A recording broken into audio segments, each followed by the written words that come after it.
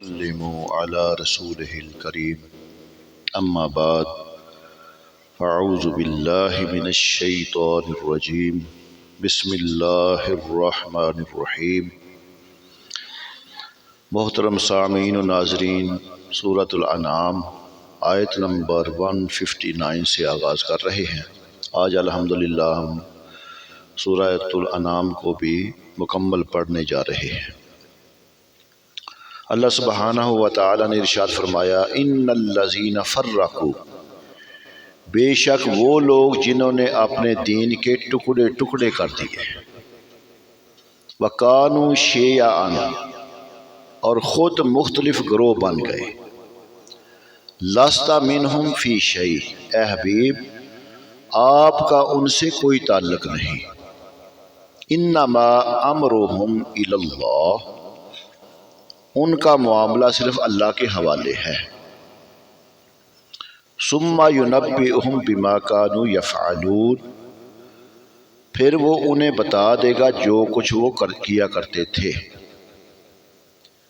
اپنا دین ٹکڑے ٹکڑے کرنے والوں سے کون لوگ مراد ہیں؟ اس بارے میں مفسرین کے مختلف اقوال ہیں۔ ان میں سے دو قول یہ ہیں، عبداللہ بن عباس رضی اللہ عنہ فرماتے ہیں ان لوگوں سے مراد یہودی اور عیسائی ہے۔ رسول اللہ صلی اللہ علیہ وسلم کی بعثت سے پہلے وہ ایک دوسرے سے اختلاف کرتے تھے اور بعد میں مختلف فرقوں میں تقسیم ہو گئے۔ حضرت حسن بصری رحمۃ اللہ تعالی علیہ فرماتے ہیں ان سے تمام مشرکین مراد ہیں، کیونکہ ان میں سے بعض نے بتوں کی پوجا کی اور کہا کہ یہ اللہ تعالیٰ کی بارگاہ میں ہماری سفارش کریں گے، اور بعض نے فرشتوں کی عبادت کی اور کہا کہ فرشتے اللہ تعالیٰ کی بیٹیاں ہیں، اور بعض نے ستاروں کی پرستش کی، تو یہ ان کے دین میں تفریق ہے۔ اب فرقہ بندی کا سبب اور حق پر کون ہے، یہ سماعت فرما لیں توجہ سے، تو بات آپ کے ذہن میں بھی انشاءاللہ آ جائے گی۔ عبداللہ بن عباس رضی اللہ عنہ فرماتے ہیں اس آیت میں اللہ تعالیٰ نے مسلمانوں کو جماعت کے ساتھ وابستہ رہنے کا حکم دیا ہے۔ جماعت یعنی کہ چوکھے زیادہ لوگ جو سب سے زیادہ تعداد والے ہیں ان کے ساتھ وابستہ رہنے کا حکم دیا ہے، اور انہیں اختلاف اور فرقہ بندی سے منع فرمایا ہے، اور یہ بھی خبر دی ہے کہ ان سے پہلے لوگ اللہ تعالیٰ کے دین میں جھگڑنے کی وجہ سے ہلاک ہو گئے۔ خلاصہ یہ کہ اس آیت میں مسلمانوں کے ایک نظریے پر متفق ہونے، دین میں فرقہ بندی اور بدعات اختیار کرنے سے بچنے کی تعلیم دی گئی ہے۔ فی زمانہ بعض لوگ یہ سوال کرتے ہیں کہ اسلام میں فرقہ بندی کیوں ہے اور ان میں حق پر کون ہے۔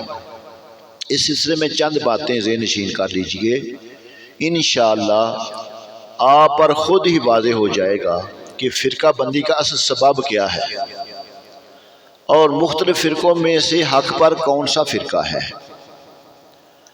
پہلی بات، یہ امت کبھی گمراہی پر جمع نہ ہوگی۔ انس رضی اللہ تعالیٰ سے روایت ہے، تاجدار رسالت صلی اللہ علیہ وسلم نے ارشاد فرمایا، ان امتی لا تجتمع علی ضلالہ، فرمایا میری امت گمراہی پر جمع نہ ہوگی۔ جب تم اختلاف دیکھو تو سب سے بڑی جماعت کو لازم پکڑ لو۔ جب اختلافات دیکھو نا تو یہ دیکھ لو کہ سب سے بڑی جماعت کون سی ہے، اس کے ساتھ اپنا تعلق جوڑ لو۔ اور دوسری بات، حضور اکرم صلی اللہ علیہ وسلم نے صدیوں پہلے ہی اس اختلاف اور فرقہ بندی کے بارے میں پیشین گوئی فرما دی تھی۔ چنانچہ حضرت عوف بن مالک سے روایت ہے، رسول اللہ صلی اللہ علیہ وسلم نے ارشاد فرمایا، اس ذات کی قسم جس کے دست قدرت میں محمد صلی اللہ علیہ وسلم کی جان ہے، میری امت 73 فرقوں میں تقسیم ہو جائے گی، ان میں سے ایک جنت میں جائے گا اور 72 جہنم میں جائیں گے۔ عرض کی گئی، یا رسول اللہ صلی اللہ علیہ وسلم وہ جنتی کون ہوں گے؟ ارشاد فرمایا وہ جماعت ہے۔ واقعات نے ثابت کر دیا کہ حضور صلی اللہ علیہ وسلم نے اختلاف امت کے بارے میں جو کچھ فرمایا وہ عین حق اور ثواب پر مبنی تھا۔ اور تیسری بات، یہ بات انتہائی قابل غور ہے کہ اس دور اختلاف میں حق پسند اور نجات پانے والے گروہ کا پتہ کیسے چلے گا؟ کس طرح معلوم ہوگا کہ موجودہ فرقوں میں حق پر کون ہے؟ اور اس کی رہنمائی بھی حدیث پاک میں کر دی گئی ہے۔ فرمایا اذا رأیتم اختلافا فعلیکم بالسواد الاعظم، جب تم اختلاف دیکھو تو سب سے بڑی جماعت کو لازم پکڑ لو۔ اس روایت میں اختلاف سے مراد اصولی اختلاف ہے، جس میں کفر و ایمان اور ہدایت و دلالت کا فرق پایا جائے۔ فروعی اختلاف ہرگز مراد نہیں، کیونکہ وہ تو رحمت ہیں۔ یا چھوٹے چھوٹے اختلاف، یعنی کہ ایک بندہ کہتا ہے کہ نماز کے بعد بلند آواز سے ذکر کرنا، ٹھیک ہے ابھی کر لو۔ ایک بندہ کہتا ہے جب دوسرے کے نمازوں میں خلل آتا ہے تو آہستہ بلند آواز سے ذکر نہ کرو، آہستہ پڑھ لو، تو یہ بھی مان لینا۔ یعنی کہ چھوٹی چھوٹی باتوں میں اختلاف ہو جانا یہ رحمت ہے۔ میں اختلاف امتی رحمہ، میری امت کا فروع اختلاف رحمت ہے۔ اس تفسیر کو ذہن میں رکھ کر موجودہ اسلامی فرقوں میں اس بڑے فرقے کو تلاش کیجئے جو باہم اصولوں میں مختلف نہ ہوں، اور جس قدر اسلامی فرقے اس کے ساتھ اصولی اختلاف رکھتے ہوں وہ ان سب میں برابر ہو۔ آپ کو اہل سنت جماعت کے سوا کوئی نہ ملے گا جس میں حنفی بھی ہیں، شافعی بھی ہیں، مالکی، حنبلی، قادری، چشتی، سہروردی، نقش بندی، اشعری، سب شامل ہیں۔ یہ سب اہل سنت ہیں اور ان کے مابین کوئی ایسا اصولی اختلاف نہیں جس میں کفر و ایمان یا ہدایت و دلالت کا فرق پایا جائے۔ لہٰذا اس پرفتن دور میں حدیث مذکور کی روح سے سواد اعظم اہل سنت جماعت ہے، اور اس کا حق پر ہونا بھی ثابت ہوگا، کیونکہ سب سے بڑی جماعت یہی ہے۔ فرمایا من جاء بالحسنہ فلہ عشر امثالھا، جو ایک نیکی لائے تو اس کے لیے اس جیسی 10 نیکیاں ہیں۔ اللہ پاک کا کتنا کرم، کتنی کرم نوازی سے توجہ فرمائیں۔ وَمَنْ جَاءَ بِالسَّيِّئَةِ فَلَا يُجْزَى إِلَّا مِثْلَهَا وَهُمْ لَا يُظْلَمُونَ، اور فرمایا جو کوئی برائی لائے تو اسے صرف اتنا ہی بدلہ دیا جائے گا۔ اب جو نیکی کرے گا اس کی ابتدا اللہ پاک کے فضل کی یہ ہے کہ اس جیسے 10 اس کو بدلہ دیا جائے گا۔ یہ ابتدا ہے، یہ انتہا نہیں ہے۔ اللہ پاک نے دوسرے مقام پر فرمایا ایک نیکی بدلے 700 نیکیاں بھی ہیں، اور یہاں پہ بھی بس نہیں کی، فرمایا واللہ یضاعف لمن یشاء بغیر حساب، اللہ چاہے تو اپنی شان رحمت کے مطابق جتنا زیادہ اضافہ فرما دے، لیکن اگر کوئی برائی کرے گا تو اس کو بدلہ ایک ہی برائی کا دیا جائے گا۔ اگر کوئی نیکی کرے گا اللہ پاک اپنی شان رحمت سے 10 بھی دے گا، 700 بھی دے گا، اگر چاہے تو اس سے بھی زیادہ عطا فرما دے۔ قل اننی ہدانی ربی الی صراط مستقیم دینا قیما ملۃ ابراہیم حنیفا، تم فرماؤ بے شک مجھے میرے رب نے سیدھے راستے کی طرف ہدایت فرمائی، یہ مضبوط دین ہے جو ہر باطل سے جدا ابراہیم کی ملت ہے، وکانا من المشرکین، اور مشرکوں میں سے نہیں تھے۔ اس سے 2 مسئلے معلوم ہوئے۔ ایک یہ کہ حضور صلی اللہ علیہ وسلم کو بلا واسطہ رب تعالیٰ نے عقائد، اعمال، ہر قسم کی ہدایت دی۔ دوسری یہ کہ حضور صلی اللہ علیہ وسلم اول سے ہدایت پر تھے، ایک آن کے لیے اس سے دور نہ ہوئے۔ جو ایک آن کے لیے بھی حضور صلی اللہ علیہ وسلم کو ہدایت سے علیحدہ مانے وہ اس آیت کا منکر ہے۔ وَقَانَ مِنَ الْمُشْرِكِينَ، اور ابراہیم مشرکوں میں سے نہ تھے۔ جو کفار و مشرکین تھے نا وہ یہ سمجھتے تھے کہ ہم ابراہیم کے دین میں ہیں، تو ان سے فرمایا جا رہا ہے کہ اس میں کفار یہ قریش کا رد ہے جو گمان کرتے تھے کہ وہ دین ابراہیمی پر ہیں۔ اللہ تعالیٰ نے فرمایا حضرت ابراہیم علیہ السلام مشرک و بت پرست نہ تھے، تو بت پرستی کرنے والے مشرکین کا یہ دعویٰ کہ وہ ابراہیمی ملت پر ہیں یہ باطل ہے۔ قل ان صلاتی و نسکی و محیای و مماتی للہ رب العالمین، بہت ہی پیاری یہ آیت مبارکہ ہے، ہر وقت اس کو پڑھتے رہیے، اس کا ورد کیجئے۔ فرمایا اے محبوب تم فرما دو بے شک میری نماز، میری قربانیاں، میرا جینا، میرا مرنا سب اللہ کے لیے ہے۔ فرمایا رب العالمین، جو تمام جہانوں کا پالنے والا ہے۔ یہاں جو فرمایا گیا وہ حقیقت ایک مومن زندگی کی عکاسی ہے کہ مسلمان کا جینا، مرنا اور عبادت اور ریاضت سب کچھ اللہ کے لیے ہونا چاہیے۔ زندگی اللہ تعالیٰ کی رضا کے کاموں میں اور جینے کا مقصد اللہ تعالیٰ کے دین کی سربلندی ہو، یوں ہی مرنا حالت ایمان میں ہو اور ہو سکے تو کلمہ حق بلند کرنے کے لیے ہو، یوں ہی عبادت کا شرک جلی سے پاک ہونا تو بہرحال ایمانیات میں داخل ہے۔ عبادت شرک خفی یعنی ریاکاری سے بھی پاک ہو اور خالصت اللہ تعالیٰ کی رضا اور خوشنودی کے لیے ہو۔ لا شریک لہ وبذالک امرت وانا اول المسلمین، اس کا کوئی شریک نہیں، اسی کا مجھے حکم دیا گیا ہے، وانا اول المسلمین، اور میں سب سے پہلا مسلمان ہوں۔ اب اس اولیت سے کیا مراد ہے؟ اس سے معلوم ہوا کہ ساری مخلوق میں سب سے پہلے مومن حضور پر نور صلی اللہ علیہ وآلہ وسلم ہیں۔ حضرت جبریل اور میکائیل علیہ السلام سے پہلے بھی آپ صلی اللہ علیہ وسلم عابد بلکہ نبی تھے۔ جب اللہ پاک نے فرمایا نا الستو بربکم، کیا میں تمہارا رب نہیں ہوں، تو سب سے پہلے جواب دینے والے حضور اکرم صلی اللہ علیہ وسلم نے فرمایا بلا، کیوں نہیں یا اللہ تو ہمارا رب ہے۔ پھر انبیاء اور انبیاء علیہ السلام پھر دوسرے لوگوں نے بلا کہا، تو اس لیے سب سے پہلے مومن نبی پاک صلی اللہ علیہ وسلم کی ذات مبارکات ہے۔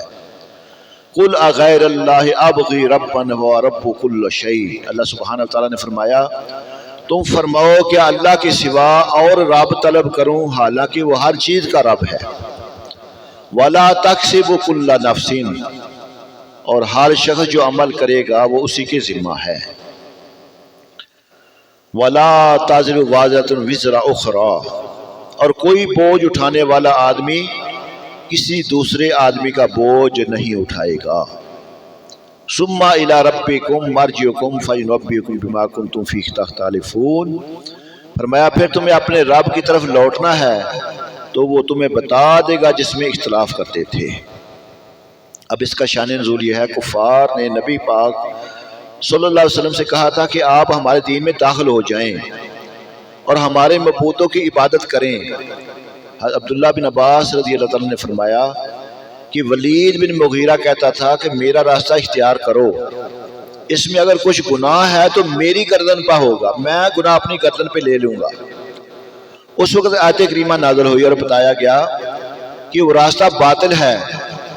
خدا شناس کس طرح گوارا کر سکتا ہے کہ اللہ تعالیٰ کے سوا اور کو خدا مانے، اور یہ بات بھی باطل ہے کہ کسی کا گناہ دوسرے سر اٹھا سکے، بلکہ ہر شخص جو عمل کرے گا اسی پر اس کا بوجھ ڈالا جائے گا۔ ولا تزر وازرۃ وزر اخری، اور کوئی بوجھ اٹھانے والی جان دوسری کا بوجھ نہ اٹھائے گی، یعنی مجرم گناہ سے بالکل بری ہو جائے اور کسی دوسرے پر اس کے گناہ ڈال دیے جائیں، یہ نہیں ہو سکتا۔ اور یوں ہی ایک آدمی کے گناہ دوسرے پر بغیر کسی سبب کے ڈال دیے جائیں، یہ بھی نہیں ہو سکتا۔ البتہ جو گناہ کا طریقہ ایجاد کرے یا دوسرے کو گمراہ کرے یا گناہ کے راستے پر لگائے تو یہ اپنے ان افعال کی وجہ سے پکڑ میں آئے گا، اور یہ اس کے گناہ کی شدت ہوگی۔ اس کی وجہ سے جتنے لوگوں نے جتنے گناہ کیے ہوں ان سب کے وہ گناہ اس پہلے آدمی پر ڈال دیے جائیں گے۔ آخری آیت مبارکہ اس سورہ پاک کی فرمایا وَهُوَ الَّذِي جَعَلَكُمْ خَلَائِفَ الْأَرْضِ، اللہ سبحانہ و تعالی نے فرمایا کہ وہی ہے جس نے زمین میں تمہیں نائب بنایا، وَرَفَعَ بَعْضَكُمْ فَوْقَ بَعْضٍ دَرَجَاتٍ، اور تم میں ایک کو دوسرے پر درجوں بلندی عطا فرمائی، لِيَبْلُوَكُمْ فِي مَا آتَاكُمْ، اللہ سبحانہ و تعالی نے فرمایا تمہیں آزمائے اس چیز میں جو تمہیں عطا کی۔ ان ربک سریع العقاب، اللہ جلد ہی عذاب دینے والا ہے۔ وَإِنَّهُ لَغَفُورٌ رَحِيمٌ، اور بے شک وہ بخشنے والا مہربان ہے۔ فرمایا اور وہی ہے جس نے زمین میں تمہیں نائب بنایا، کیونکہ سید عالم صلی اللہ علیہ وسلم خاتم النبیین ہیں، آپ کے بعد کوئی نبی نہیں، آپ صلی اللہ علیہ وسلم کی امت سب امتوں میں آخری امت ہے، اس لیے ان کو زمین میں پہلوں کا خلیفہ کیا کہ اس کے مالک ہوں اور اس میں تصرف کریں۔ اور فرمایا تم میں ایک دوسرے پر درجوں بلندی دی، یعنی شکل و صورت میں، حسن و جمال میں، رزق و مال میں، علم و عقل میں اور قوت و کمال میں ایک کو دوسرے پر بلندی دی، اور اس سب کا مقصد تمہاری آزمائش کرنا ہے کہ کون نعمتوں کے ملنے پر شکر ادا کرتا ہے اور کون ظلم و زیادتی کی راہ پر چلتا ہے، کون امتحان میں کامیاب ہوتا ہے اور کون ناکام ہوتا ہے۔ ان ربک سریع العقاب، بے شک تمہارا رب بہت جلد عذاب دینے والا ہے، یعنی اللہ تعالیٰ فاسق و فاجر اور گناہ گار کو بہت جلد سزا دینے والا۔ اس مقام پر ایک اعتراض یہ ہوتا ہے کہ اللہ تعالیٰ کے حلیم ہونے میں کوئی شک نہیں، وہ اپنے نافرمان کو جلدی سزا نہیں دیتا، پھر کس طرح فرمایا کہ بے شک تمہارا رب بہت جلد عذاب دینے والا ہے؟ اس کا جواب دیتے ہوئے ابو عبداللہ بن احمد انصاری فرماتے ہیں ہر وہ کام جو یقیناً ہونے والا ہے وہ قریب ہی ہے۔